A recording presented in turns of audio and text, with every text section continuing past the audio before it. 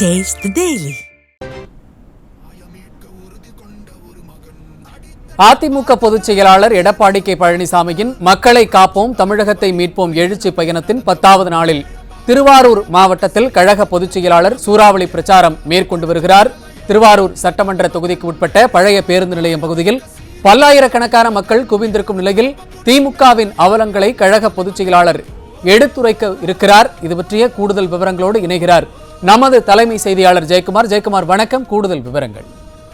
வணக்கம். இது மக்களை காப்போம் தமிழகத்தை மீட்போம் என்ற புரட்சி தமிழுடைய எழுச்சி பயணத்தில் 10வது நாளாக திருவாரூர் சட்டமன்ற தொகுதி பழைய பேருந்து நிலையம் அருகில் திரண்டிருக்கக்கூடிய பல்லாயிரக்கணக்கான மக்கள் மத்தியிலே அனைத்திந்திய அண்ணா திராவிட முன்னேற்ற கழகத்துடைய பொதுச் செயலாளரும் சட்டமன்ற எதிர்க்கட்சி தலைவரும் முன்னாள் முதலமைச்சர் புரட்சி தமிழர் எடப்பாடி கே பழனிசாமி அவர்கள் எழுச்சி உரையாற்றி வருகிறார். குறிப்பாக இன்னும் சில நிமிடங்களிலே அவர் எழுச்சி உரை ஆற்றவிருக்கிறார். பல்லாயிரக்கணக்கான மக்கள் இங்கே உற்சாக வரவேற்பு அளித்து வருகிறார்கள். திருவாரூர் சட்டமன்ற தொகுதியை பொறுத்தளவிற்கு அனைத்து இந்திய அண்ணா திராவிட முன்னேற்ற கழக ஆட்சியிலே பல்வேறு மக்கள் நலத்திட்டங்கள் நிறைவேற்றப்பட்டிருக்கிறது. திருவாரூரிலே அருள்மிகு தியாகராஜ சுவாமிகள் அதாவது திருத்தேர் பாதுகாப்பு அரங்கம் 40 லட்சம் ரூபாய் மதிப்பீட்டிலே அதிமுக அரசு அமைத்துக் கொடுத்தது. கூடுதல் மதிப்பீடாக திட்டமிடப்பட்டு 13 கோடியில் திருவாரூரில் புதிய பேருந்து நிலையம் ஏற்படுத்தி கொடுக்கப்பட்டது. பொது நிதியின் மூலம் 18.82 கோடி ரூபாய் மதிப்பீட்டிலே சிறு பாலங்கள், ஆழ்துளை கிணறுகள், அதே போன்று சிறுவிசை மின் பம்புகள் அமைத்துக் கொடுக்கப்பட்டது. தமிழ்நாடு நகர்ப்புற சாலை மேம்பாட்டு திட்டத்தின் மூலமாக தார் சாலையுடன் மழைநீர் வடிகால் அமைக்கக்கூடிய பணி 14.93 கோடி ரூபாய் மதிப்பீட்டிலே நிறைவேற்றப்பட்டது. கூத்தாநல்லூரை தலைமையிடமாக கொண்டு புதிய வருவாய் மட்டம் ஏற்படுத்தப்பட்டது. அதே போன்று 540 லட்சம் ரூபாய் மதிப்பீட்டில் திருவாரூர் நகராட்சி வார்டுகளில் உயர்தரம் வாய்ந்த சுத்திகரிக்கப்பட்ட தானியங்கி குடிநீர் மையங்கள் அமைத்து தந்தது அதிமுக அரசு. திருவாரூரிலே அரசு மருத்துவ கல்லூரியில் 5க்கும் மேற்பட்ட கல்வியாண்டில் முதல் தொடங்கப்பட்டது. குறிப்பாக திருவாரூர் மருத்துவக் கல்லூரியில் 5 மேற்படிப்புகள் இந்த கல்வியாண்டில் தொடங்கப்பட்டு பல மாணவர்கள் அதன் மூலமாக கல்வி பெறக்கூடிய வாய்ப்பை அதிமுக அரசு உருவாக்கியது. திருவாரூர் வட்டாரத்தில் மிக முக்கியமான ஆறுகளான வெண்ணாறு மற்றும் பண்டவை ஆறு ஆகிய ஆசிய வளர்ச்சி வங்கியினுடைய நிதி உதவியோடு 250 லட்சம் ரூபாய் மதிப்பீட்டிலே நவீனமாக்கப்பட்டது. கொரடாச்சேரி வட்டாரத்தில் முக்கிய ஆறான ஓடம்போக்கி ஆறு 229 லட்சம் ரூபாய் மதிப்பீட்டிலே தடுப்பு சுவர் அமைத்து கொடுக்கப்பட்டது. கூத்தாநல்லூரிலே செருவாணி மற்றும் புலிக்கரை அரசு பள்ளிகளில் 429 லட்சம் ரூபாய் மதிப்பீட்டில் வகுப்பறை கட்டிடங்கள் மற்றும் மேம்பாட்டு பணிகள் மேற்கொள்ளப்பட்டது. 63 ரூபாய் லட்சம் மதிப்பீட்டிலே அம்மையப்பன் மற்றும் மணக்கால் ஐயம்பேட்டை கால்நடை மருத்துவமனை கட்டிட கட்டி தரப்பட்டது. 940 லட்சம் ரூபாய் மதிப்பீட்டிலே திட்டாணி முட்டம், பின்னவாசல் மற்றும் கண் கொடுத்த வனிதம் ஆகிய இடங்களிலே குடியிருந்தோருக்கான மேல் குடியமர்வு செய்ய இரட்டை அடுக்கு குடியிருப்பு கட்டி கொடுக்கப்பட்டது கழக ஆட்சியிலே. குறிப்பாக அனைத்து இந்திய அண்ணா திராவிட முன்னேற்ற கழகத்தின் ஆட்சியிலே திருவாரூர் சட்டமன்ற தொகுதியில் சாலை பாலங்கள் ஏராளமாக போடப்பட்டிருக்கிறது. நெடுஞ்சாலைத்துறை மூலமாக 166.79 கோடி ரூபாய் மதிப்பீட்டிலே சாலைகள் மற்றும் பாலங்கள் ஏற்படுத்தி தரப்பட்டது. ஊரக வளர்ச்சி துறை மூலமாக 192.57 கோடி ரூபாய் மதிப்பீட்டிலே சாலை பணிகள் மேற்கொள்ளப்பட்டது. கீரங்குடி, பெருந்தரக்குடி, காட்டூர், மணக்கால் மற்றும் கள்ளிக்குடி ஆகிய இடங்களில் 952 லட்சம் ரூபாய் மதிப்பீட்டிலே பாலங்கள் அமைக்கப்பட்டது. திருவாரூரிலே நுகர்பொருள் வாணிப கழகத்தின் மூலமாக திருவாரூரில் 30 கோடி ரூபாய் மதிப்பீட்டில் 15,000 மெட்ரிக் டன் கொள்ளளவு கொண்ட நெல் சேமிப்பு கிடங்கு அமைத்துக் கொடுக்கப்பட்டது.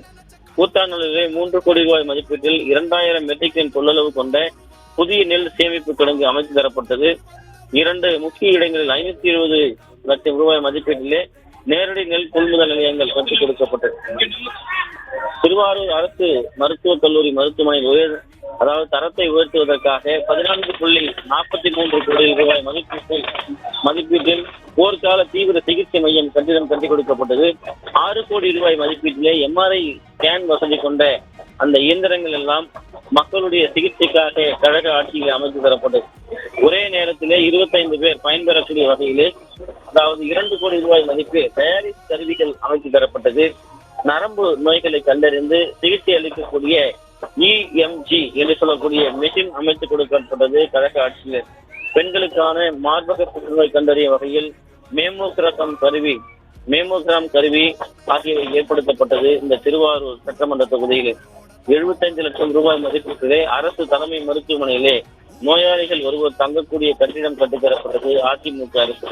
திருவாரூரில் அதிமுக அரசு குறிப்பாக 10 கோடி ரூபாய் மதிப்பீட்டில் திருவிக அரசு கலைக்கல்லூரி வகுப்பறை, மாவட்ட வேலைவாய்ப்பு அலுவலகத்துக்கு 165 லட்சம் மதிப்பீட்டில் புதிய கட்டிடம், 200 லட்சம் மதிப்பீட்டில் ஊரக வளர்ச்சி உள்ளாட்சி மாவட்ட அலுவலக கட்டிடம், 136 லட்சம் ரூபாய் மதிப்பீட்டிலே உள் விளையாட்டு அரங்கம் மற்றும் நீச்சல் குளம், 75 லட்சம் மதிப்பீட்டிலே இசைப்பள்ளி கட்டிடம், 110 லட்சம் மதிப்பீட்டிலே மனுநீதி சோழன் மண்டபம் ஆகியவையெல்லாம் இந்த திருவாரூர் சட்டமன்ற தொகுதிக்கு அனைத்து இந்திய அண்ணா திராவிட முன்னேற்ற கழக ஆட்சியிலே கட்டி கொடுக்கப்பட்டிருக்கிறது. மக்கள் அதனால் இன்றைக்கு பயனடைந்திருக்கிறார்கள்.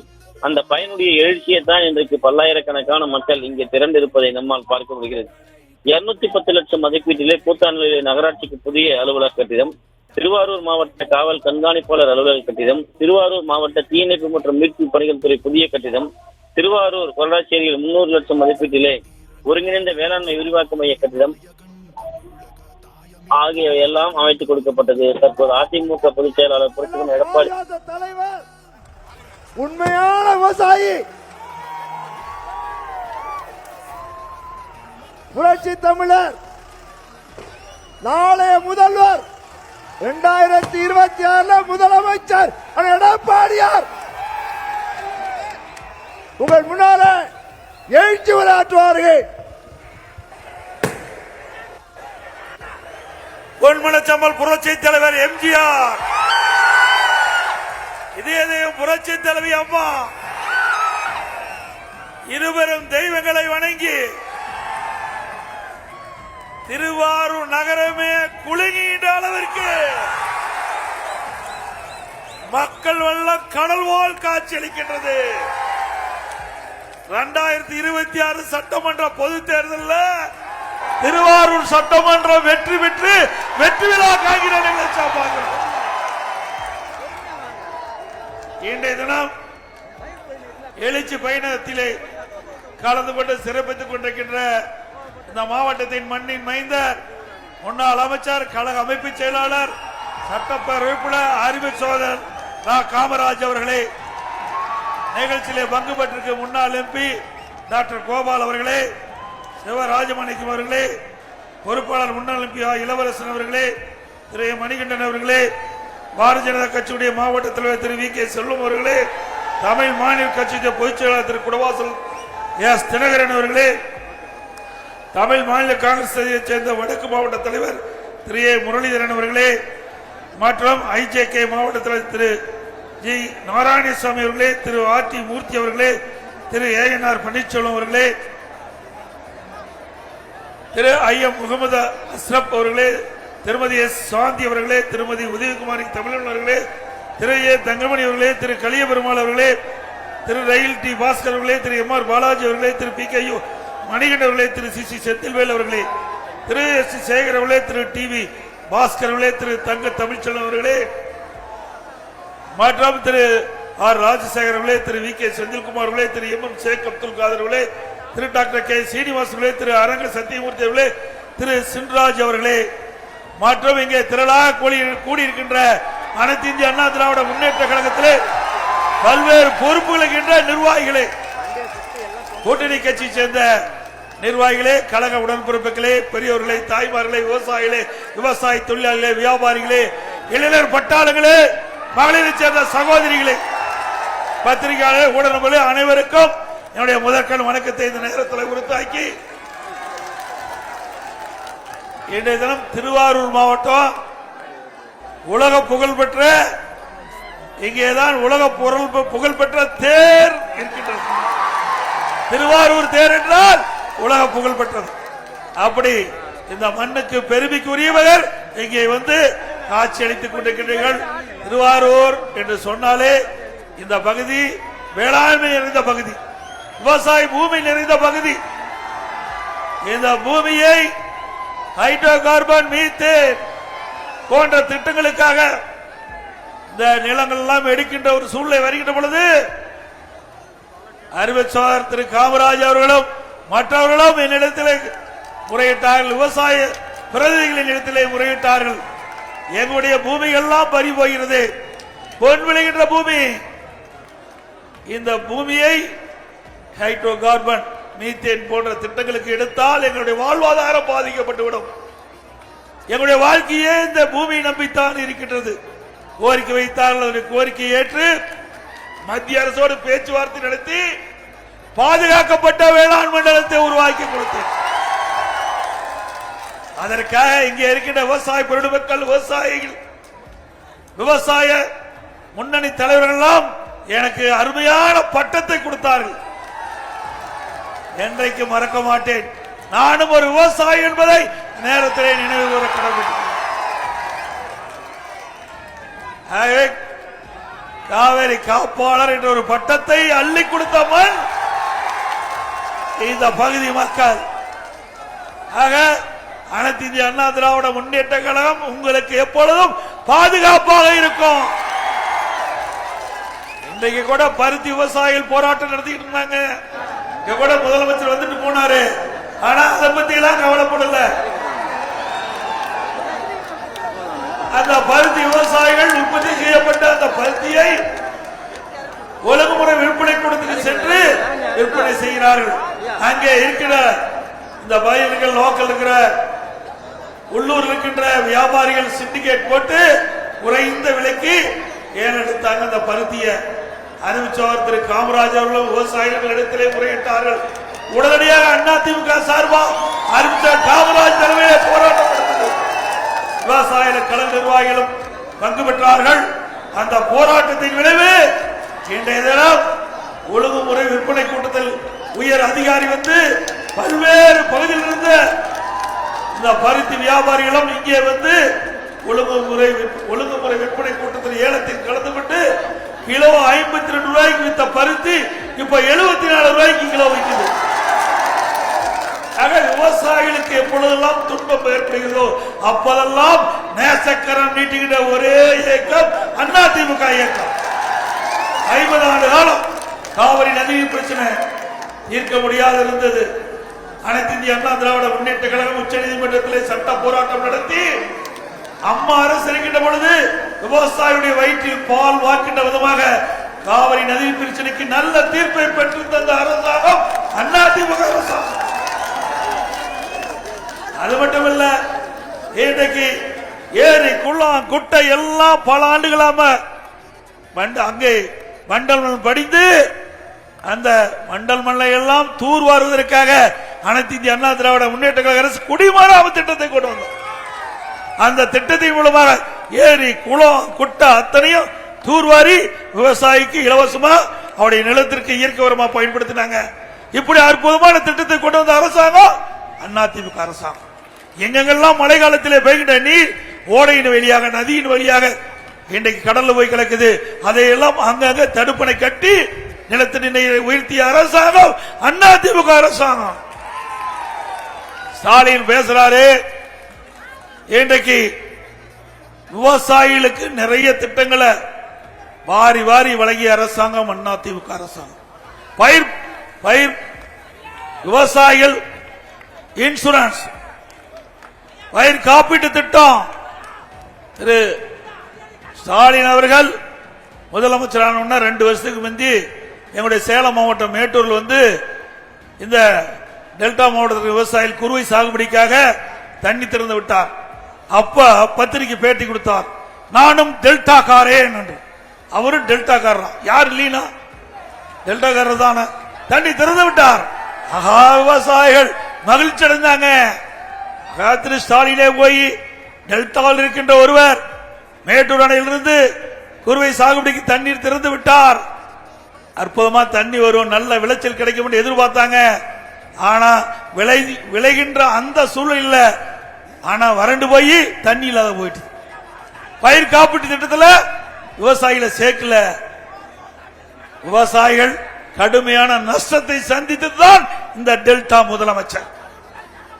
அது மட்டும் இல்ல, 3 வருஷம் டெல்டா மாவட்டத்தில் இருக்கின்ற குறுவை சாகுபடி செய்த அந்த விவசாயிகளுக்கு பயிர் காப்பீட்டு திட்டத்தில் இடம்பெறல. அதிமுக பொழுது விவசாயிகள் பாதிக்கப்பட்ட போதெல்லாம் பயிர் காப்பீட்டு திட்டத்தின் மூலமாக இந்தியாவிலேயே அதிக இழப்பீட்டு தொகையை பெற்று தந்த அரசாங்கம் அதிமுக அரசாங்கம் 12,000 கோடி வாங்கி கொடுத்தோம். ஆனா நீங்க விவசாயிகளை நம்ப வைத்து தண்ணீரை திறந்து விட்டு அதன் மூலமா விவசாயிகள் அறுவடை செய்கின்ற பொழுது தண்ணி இல்லாம காஞ்சா அந்த விவசாயினுடைய உள்ள எப்படி பதறும் என்பதை ஒரு விவசாயி உணர்ந்திருக்கிறேன். நான் விவசாயி இருந்தனால உணர்ந்திருக்கிறேன். ஒரு குழந்தையை எப்படி தாய் வளர்க்கின்றார்களோ அது ஒவ்வொரு விவசாயம் பயிரிடுகின்ற பொழுது அந்த பயிர் செழித்து வளர்ந்து அறுவடை ஆகின்ற வரை குழந்தையை பாதுகாப்பது போல நெற்பயிரை காக்கின்றவர் விவசாயி. ரத்தத்தை வீரியா சிந்தி இரவென்று பகலென்று மாறாமல் உழைத்து அந்த உழைப்பால் பெறுகின்ற வருமானம் தான் விவசாயி. மறந்துராய் ஸ்டாலின் அவர்களே, விவசாயம் என்பது சாதாரண பணி இல்ல, கடினமான பணி. அதை என அனுபவ நீதியா இன்றைக்கும் எனக்கு தெரியும். இன்றைக்கு நான் விவசாயம் செய்து கொண்டிருக்கின்றேன். ஆகவே இன்றைக்கு தொடக்க வேளாண் கூட்டு வங்கியில கடன் கிடைப்பதிலே சிரமம் என்று என்னிடத்திலே காலையில விவசாயிகள் தெரிவிச்சாங்க. உங்களுடைய அரசாங்கம் என்ன, விவசாயிகளுக்கு தேவையான நேரத்தில் கடன் கொடுத்தா தான் அந்த குறிப்பிட்ட நேரத்தில் பயிர் நடவு செய்ய முடியும். அப்படி கடன் கொடுக்க முடியாத அரசாங்கம் தேவையா? அனைத்து இந்திய அண்ணா திராவிட முன்னேற்ற கழக அரசு இருக்கின்ற போது கேட்ட போதெல்லாம் விவசாயிகளுக்கு அள்ளி தொடக்க வேளாண்மை கூட்டுறவுல கடன் தந்த அரசாங்கம் அதிமுக அரசாங்கம்.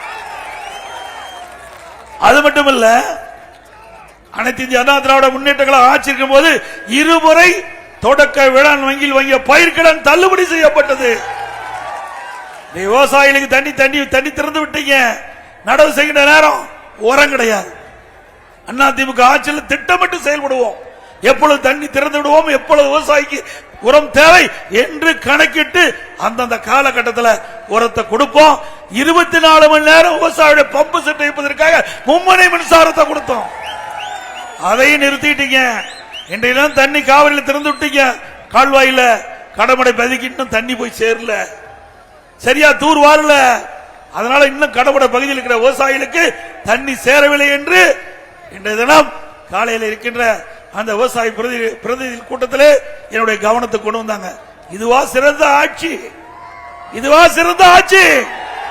மக்களையும் பார்க்கல, திட்டமையும் செயல்படுத்துறது இல்ல. இங்க 2 நாளைக்கு முந்தி இந்த பகுதியில் வந்து இன்றைய முதலமைச்சர் ஸ்டாலின் பேசுறார். எடப்பாடி பழனிசாமி என்ன செஞ்சாருன்னு. திரு ஸ்டாலின் அவர்களே, உங்களுடைய பகுதி இது, திருவாரூர் உங்களுடைய பகுதி. எங்கிருந்து சவால் விடுகிறேன், நீங்களும் வாங்க, நானும் வரேன். ஒரு பொது இடத்துல மேடையில மக்கள் முன் உங்களுடைய ஆட்சியில் செய்த சாதனை சொல்லுங்க. அனைத்து இந்திய அண்ணா திராவிட முன்னேற்ற கழகத்தில் செய்த சாதனை சொல்றோம். எது சிறந்த சாதனை என்று நீதிபதியா இருந்து மக்கள் முடிவு செய்யட்டும். அதிமுக ஆட்சியில் கல்வி நீங்க பாத்தீங்கன்னா ஒரே ஆண்டுல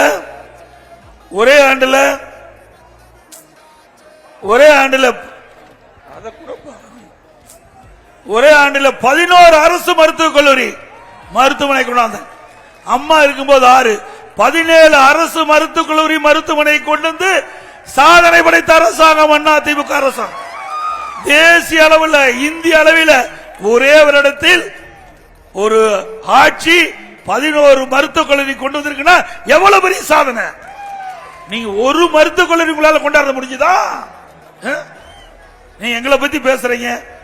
அது மட்டும் இல்ல, 67 கலை மற்றும் அறிவியல் கல்லூரி, 67 கலை மற்றும் அறிவியல் கல்லூரி கொண்டு வந்திருக்கிறோம். இந்தியாவிலேயே அதிகமா கல்வி கற்புடைய எண்ணிக்கை உயர்கல்வியில முதலிடம் 2019-20 திமுக ஆட்சி. 2011 அம்மா அரசு அமைக்கின்ற பொழுது 100க்கு 32 பேர் தான் உயர்கல்வி படிச்சிருந்தாங்க. மாண்புமிகு புரட்சி தலைவி அம்மா கல்வியிலே புரட்சி மறுமலர்ச்சி, கல்விக்கு அதிக நிதி ஒதுக்கீடு செய்த காரணத்தில் கல்வி மிகப்பெரிய புரட்சி ஏற்பட்டது. அதன் மூலமாக 10 ஆண்டு காலம் சிறப்பான ஆட்சி கொடுத்தோம். அந்த ஆட்சி கால கட்டத்தில் தான் இந்த கல்லூரிகளை திறந்தோம். 67 கலை மற்றும் அறிவியல் கல்லூரி, 21 பாலிடெக்னிக் கல்லூரி, 5 கால்நடை மருத்துவக் கல்லூரி ஆராய்ச்சி நிலையம், 4 பொறியியல் கல்லூரி, வேளாண்மை கல்லூரி, ஐடி கல்லூரி, இப்படி ஏராளமான கல்லூரி திறந்த விளைவு 154 பேர் 2019 படிச்சாங்க. மத்திய அரசுடைய இலக்கு 2030 அடைய வேண்டிய இலக்கு 2019-20 அடைந்த சரித்திரம் படைத்த அரசாங்கம் அதிமுக அரசாங்கம். பேசுங்க பார்க்கலாம். அப்படி எதையாவது திட்டத்தை கொண்டாந்து சொல்லுங்க பார்க்கலாம். ஒண்ணும் கிடையாது. எங்க போய் கல்விக்கு முன்னுரிமை கொடுத்தீங்க? அவர் சொல்றாரு, திரு ஸ்டாலின் அவர் சொல்றாரு, எடப்பாடி பழனிசாமி படிப்பு கசக்குதுன்னு. கசந்தாவா இவ்வளவு திட்டத்தை கொண்டாடுவோம்? இவ்வளவு பேர் படிக்க முடியும்? இவ்வளவு கால அழற்சியை கொண்டாந்தது யார்? அதிமுக ஆட்சி. மறுக்க முடியுமா? எத்தனை ஆரம்ப பள்ளி, நடுநிலைப்பள்ளி, உயர்நிலைப்பள்ளி, மேல்நிலைப்பள்ளி, இன்றைக்கு பள்ளிகள் அதிகமாக திறந்து இந்தியாவிலேயே கற்போருடைய எண்ணிக்கை உயர்ந்த மாநிலம் தமிழ்நாடு. அந்த முத்திரை கொடுத்திருக்கிறோம். அது மட்டுமா, துறை வாரியாக நீங்க லஞ்சம் வாங்கிட்டு இருக்கிறீங்க. லஞ்சம் இல்லாத துறையே இல்ல. ஆனா அதிமுக ஆட்சியில துறை வாரியாக சாதனை படைத்து தேசிய அளவில் விருதுகளை பெற்றோம். உள்ளாட்சியில 140 விருது, போக்குவரத்து துறையில விருது, உணவுத்துறையில விருது, கூட்டுறவுத்துறையில விருது, சமூகத்துறையில விருது, மின்துறையில விருது, இப்படி துறை வாரியாக தேசிய அளவில் விருதுகளை பெற்ற அரசாங்கம் அதிமுக அரசாங்கம். அது மட்டுமல்ல, உணவு தானிய உற்பத்தி வேளாண்மையில 5 ஆண்டு காலம் அதிக உற்பத்தியை பெருக்கி தேசிய அளவில் கிறிஸ்கரமான விருதை பெற்ற சரித்திரம் படைத்த அரசாங்கம் அதிமுக அரசாங்கம். உறுப்பு மாற்று அறுவை சிகிச்சை தொடர்ந்து 3 ஆண்டு காலம் நாங்கள் சாதனை படைச்சோம். இன்னைக்கு ஒரு 2 கையும் இல்லாத திண்டுக்கலை சேர்ந்த ஒருவர் எனக்கு கையை பொறுத்து வேண்டும் வந்தார். நான் விஜயபாஸ்கரை கூப்பிட்டு கேட்டேன், என்னப்பா 2 கை இல்லாத ஒருத்தர் வராரு, பொருத்த முடியுமான்னு. சரி, நாங்க டாக்டர் கேட்கறோம். அந்த தம்பி சொன்னாரு, இல்ல நாங்களாம் டாக்டர் பார்த்தோம், முதலமைச்சர் நினைச்சா எனக்கு 2 கையை கொடுத்துடலாம். உடனே எங்களுடைய மக்கள் நல்வாழ்வுத்துறை அமைச்சரை அமைச்சு டாக்டர் டீமை போட்டு செக் பண்ணி 2 கையும் இல்லாத ஒருவருக்கு 2 கையும் கொடுத்த அரசாங்கம் அதிமுக அரசாங்கம். மருத்துவத்துறையில் ஒரு சாதனை படைத்தோம். இப்போ உங்க ஆட்சியில கையோட போனா கை இல்லாத வரான், காலோட போனா கால் இல்லாத வரான், சளிக்கு ட்ரீட்மெண்ட் போனா நாய்க்கடி ஊசி போடுறான். இன்னைக்கு மருத்துவமனையில மருந்தும் இல்ல, டாக்டரும் இல்ல, நர்ஸும் இல்ல. அப்படிப்பட்ட அவலங்கள் ஆட்சி தேவையா? சொல்லு பார்க்கலாம். எங்களுடைய ஆட்சியில் என்னென்ன மோசம் சொல்லு, அதுக்கு பதில் சொல்ல தயார். உங்களுக்கு சொல்வதற்கு எதுவுமே கிடையாது. குறையில்லாத நிறைய ஆட்சி கொடுத்தது அதிமுக அரசாங்கம். இன்னைக்கு அது மட்டும் இல்ல, ஸ்டாலின் பேசுறார், என்ன பாரதிய ஜனதா கட்சி எடப்பாடி பழனிசாமி கூட்டணி சேர்த்துட்டான். என்ன தப்பு? நீங்க சேர்ந்தீங்கல்ல 1999ஆம் ஆண்டு நாடாளுமன்ற தேர்தலில் கூட்டணி அமைச்சீங்கல்ல, பாருங்க யாரோட கூட்டணி அமைச்சாங்க? பாரதிய ஜனதா கட்சியோட. நாட்டு மக்கள் தெரிஞ்சுக்கணும், இந்த ஊர்ல முக்கியம், திருவாரூர் முக்கியம், மிக மிக முக்கியம். எப்படி இந்த முதலமைச்சர் பொய் பேசுறார் என்பதற்கு இதுவே எடுத்துக்காட்டு. ஒரு உயர்ந்த பதவியில் இருக்கின்ற முதலமைச்சர் அவர்களே பாரதிய ஜனதாவோடு அதிமுக கூட்டணி வச்சா மோசம், மதவாத கட்சி. உங்க அப்பாவும் மாமாவும் யாருகிட்ட இருக்காங்க? வாஜ்பாயிட்டு வந்துட்டு இருக்காங்க. ஒருத்தர் மைக்கு சரி பண்றாரு, ஒருத்தர் ஏதாவது புடிச்சு பேசிட்டு இருக்காரு. இப்படிப்பட்ட காட்சி எல்லாம் ஆதாரமா இருக்குது. அது மட்டுமல்ல, ஒரு வருடம் தயாநிதி முரசொலி மாறன் நோயாய்ப்பட்டு மருத்துவமனையில் இருந்தார். அப்ப பாரதிய அரசாங்கம் மத்தியில் இருந்தது. திரு முரசொலி மாறன் மத்திய அமைச்சராக இருந்தாங்க. ஓராண்டு மருத்துவமனையில் சிகிச்சை பெற்று வந்த அவருக்கு இலாக்கா மந்திரியா கொடுத்து வச்சது பாரதிய ஜனதா கட்சி. அப்ப பாரதிய ஜனதா கட்சி நல்ல கட்சி. இவர்களுக்கு அதிகார ஆட்சி கொடுத்தா நல்ல கட்சி. அதே 2001 சட்டமன்ற பொது தேர்தல் பாரதிய ஜனதா திமுக கூட்டணி வச்சதில்ல, போட்டிட்டீங்கல்ல. அப்போ பாரதிய ஜனதா கட்சி நல்ல கட்சி, மதவாத கட்சி இல்ல. அதிமுக கூட்டணி வச்சா மதவாத கட்சி. அவர் எங்க அதிமுக முழுங்கிடுவாங்களாம். ஒன்னும் முழுங்க முடியாது. திரு ஸ்டாலின் அவர்களே, அதிமுக முழு விழுங்குவதற்கு எவரும் பிறந்து வரவில்லை. இது பொன்மனச்சப்பால் புரட்சி தலைவர் எம்ஜிஆர் தொடங்கிய கட்சி, அம்மா கட்டி காத்த கட்சி. எத்தனையோ சோதனைகளை தாண்டி இன்றைய தினம் மக்கள் செல்வாக்கு பெற்ற இயக்கம் தமிழ்நாட்டிலே அதிமுக. இன்னைக்கு கதை பேசினா வேலையாக. திரு ஸ்டாலின் அவர்களே, இப்போ ஊரா வராங்க, உங்களுடன் ஸ்டாலின் இதுவரைக்கும் யாரோட ஸ்டாலின் தெரியல. இப்பதான் உங்களுடன் ஸ்டாலின் 4 வருட காலம் மக்களை மறந்துட்டு இப்ப உங்களுடன் ஸ்டாலின் இன்றைக்கு வராருதா? இதை எடுத்துக்கிட்டு வர போறாங்க. ஊடுடா அதிகாரி வர போறாங்க. யாரு? திமுக விளம்பரம் இல்ல, இந்த அதிகாரிகளை பயன்படுத்துறாங்க, அரசு எந்திரத்தை பயன்படுத்துறாங்க. இதுல 46 கோரிக்கை இருக்குது. இந்த 46 கோரிக்கையில உங்களுடைய பிரச்சனை ஏதாவது 46 ஐட்டத்தில் உங்களுக்கு ஏதாவது பிரச்சனை இருந்தா இந்த அதிகாரி சொன்னா 45 நாள்ல தீர்த்து வைக்கிறாங்களாம். யாரை ஏமாத்துறது? கேள்வரையில் நெய் வேண்டியதுன்னா கேட்கறவங்க மக்கள் முட்டால் நினைக்கிறீங்களா? எப்படி ஏமாத்துறாரு பாரு. அது மட்டும் இல்ல, திரு ஸ்டாலின் அவர்களே சிந்திச்சு பாருங்க. நீங்க எதிர்க்கட்சி தலைவராக இருக்கும்போது ஊரா கிராம கிராமமா நகரமா போனீங்க. அங்க திட்டு கண்டா பாயை பிரிச்சு போட்டுட்டீங்க.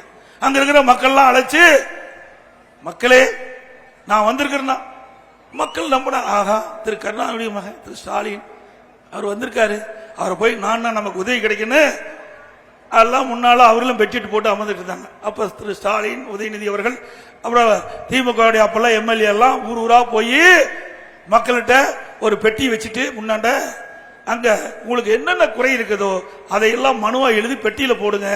நான் பெட்டியில போட்டு நம்ம போட்ட உடனே நான் அந்த பெட்டியை பூட்டி சீல் வச்சு பத்திரமா வீட்டுக்கு எடுத்துட்டு போய் திமுக ஆட்சிக்கு வந்த உடனே சீலை ஓடிச்சு பெட்டி திறந்து உங்களுடைய மனுக்களை எடுத்து உங்களுக்கு தீர்வு காணும்னு சொன்னார். அப்புறம் எதுக்குது? ஏற்கனவே மனு கொடுத்ததுக்கு என்ன ஆச்சு? இதெல்லாம் ஏமாத்துறவாள் தானே. அந்த சதுரங்க வேட்டையில் வந்த மாதிரி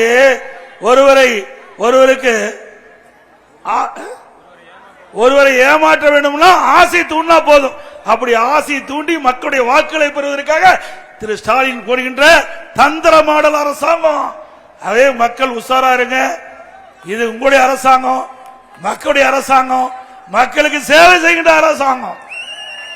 அது மட்டுமல்ல, திருமண உதவி திட்டம், தாலிக்கு தங்கம் இன்றைக்கு விற்கிற விலை 70,000 ஒரு பவுன். 25,000 20 50,000 கொடுத்தோம், அதையும் நிறுத்திட்டாரு.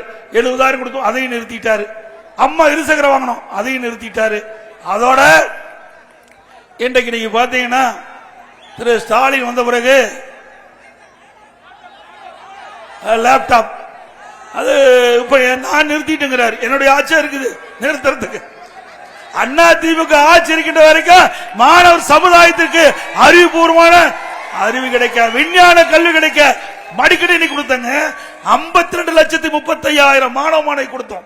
52,35,000 மாணவ மாணவிக்கு லேப்டாப் 12,000 மதிப்புள்ள லேப்டாப் கொடுத்த அரசாங்கம் அண்ணா திமுக அரசாங்கம். இதற்காக 7,300 கோடி நான் கொடுத்தோம். நீ நிறுத்திட்டிய. மீண்டும் அண்ணா திமுக ஆட்சி வந்த பிறகு மாணவர் நலனுக்காக லேப்டாப் கொடுக்கப்படும், திருமண உதவி திட்டு கொடுக்கப்படும். அது மட்டும் இல்ல, இன்னொன்னு சொன்னார் ஸ்டாலின், அண்ணா திராவிட முன்னேற்ற கழக ஆட்சிக்கு வந்த உடனே நீட் தேர்வு ரத்து செய்யப்படும்.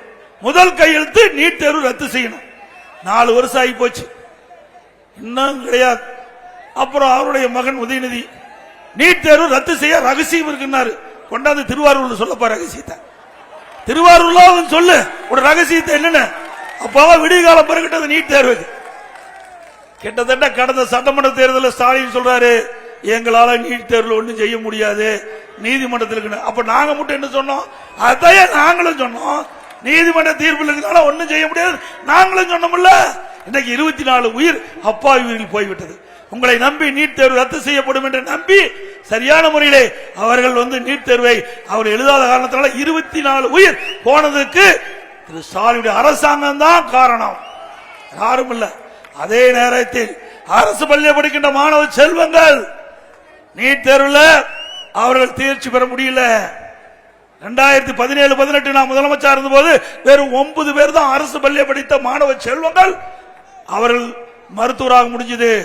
சிந்திச்சேன், எதிர்கட்சி கோரிக்கை வைக்கல, பொதுமக்கள் கோரிக்கை வைக்கல, நான் அரசாங்க பள்ளியில் படிச்சவன்.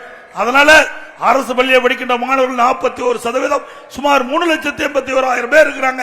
அவருடைய நலன் கருதி அவருடைய கனவு நனவாக வேண்டும் என்பதற்காக 7.5% இடஒதுக்கீடை கொண்டு வந்து நிறைவேற்றி இன்னைக்கு 2,818 பேர் மருத்துவக் கல்வி படிக்கிறாங்க. அந்த மருத்துவக் கல்வி இடம் கிடைச்சவங்க வசதி இல்லாதவங்க, பணம் கட்ட முடியல. என்னுடைய கவனத்துக்கு வந்தவுடன் இந்த 7.5% இடஒதுக்கீட்டில் தேர்வானவர்களுக்கு ₹1 செலவு இல்லாம அனைத்து மருத்துவ கல்வி கட்டணத்தை அரசாங்கமே இருக்கும். கொண்டாந்து நிறைவேற்றணும்ல. இப்படி எந்த திட்டத்தை கொண்டாந்து நிறைவேற்றின இந்த மக்களுக்கு எப்படி சந்திப்ப? அது மட்டும் இல்ல, சூப்பர் முதலமைச்சர், லஞ்சம் வாங்குறதுல சூப்பர் முதலமைச்சர். கமிஷன் கலெக்ஷன் கரப்ஷன் அருமையா நடக்குது. அதோட கடன் வாங்குறதுல இந்தியாவிலேயே அதிக கடன் வாங்குறதுல முதல் மாநிலம். எல்லா பத்திரிகையிலும் வந்தாச்சு. இதுவரைக்கும் 4 வருஷம் 4,38,000 கோடி, இன்னும் 1 லட்சம் கடன் வாங்க போறார். 5,38,000 கோடி. திருவாரூருக்கு கடன் வருங்க, உங்க தலையிலையும் கடன் வந்திருக்குது. சாதாரண நினைக்காதீங்க. பிறக்கிற குழந்தை 1.5 லட்சம் கடன் தான் பிறகுது. பிறக்கும் போதே 1.5 லட்சம் கடன் தான் பிறகுது, பாவம். ஆக அப்படி கடனை வாங்கி வச்சுட்டு இந்த கடனை யாரு கட்டுறது? இதே 75 ஆண்டு காலம் காங்கிரஸ் ஆட்சி, திமுக ஆட்சி, அண்ணா திமுக ஆட்சி, திமுக ஆட்சி, அண்ணா திமுக ஆட்சி மாறி மாறி வந்து 2027 வரைக்கும் 5,18,000 கோடி தான் கடன். அதுவும் கொரோனா காலம், கடுமையான நிதி நெருக்கடி. 1 வருட காலம் அந்த கொரோனா காலத்துல தொழிற்சாலை இயங்கல, கடன் நீக்கல, டாஸ்மாக் வருமானம் இல்ல, அதே போல ரோட் டிரான்ஸ்போர்ட் வருமானம் இல்ல, பெட்ரோல் டீசல் வருமானம் இல்ல, பத்திரப்பதிவு வருமானம் இல்ல, ஒரு வருமானம் இல்ல, எல்லாம் வீட்டுல அடைஞ்சு கிடந்தோம். அந்த காலகட்டத்தில் கூட அரசாங்கம் சிறப்பா செயல்பட்டு 40,000 கோடி கொரோனா செலவு செய்யப்பட்டு ஒரு சிறந்த ஆட்சி கொடுத்தோம். வேலை கொடுக்க முடிஞ்சதா? இன்னைக்கு என்ன? எதுவுமே கொண்டாடல. திருவாரூர் மாவட்டத்துக்கு கொண்டாந்துருக்காங்களா? ஒண்ணுமே இல்ல. இங்க மட்டும் இல்ல, எங்கேயுமே இல்ல. நாங்க இத்தனை கல்லூரி கொண்டாந்து, இத்தனை பாலத்து கட்டணும், இத்தனை தடுப்பணை கட்டணும், தூர் வாரணும், இப்படி நிறைய திட்டங்களை செஞ்சு கூட இவ்வளவுதான். ஆனா எதுவுமே செய்யாத 4,38,000 கடனை வாங்கி கடனால ஆக்கிட்டார் தமிழ்நாட்டு மக்களை. நல்லா சிந்திச்சு, இப்படிப்பட்ட அரசாங்கம் தேவையா? வருகின்ற சட்டமன்ற தேர்தலில் உங்களுடைய பொன்னான வாக்களை இரட்டை லட்சணத்திலே வாக்களித்து வெற்றி பெற செய்யும். எதிர்காலம் ஒரு சிறப்பா இருக்க வேணும். ஒரு சிறப்பான ஆட்சி மீண்டும் மக்களுக்கு கொடுக்க ஒரு வாய்ப்பை தாருங்கள் தாருங்கள் என்ற நேரத்தில் கிடைக்கின்றேன். அதோடு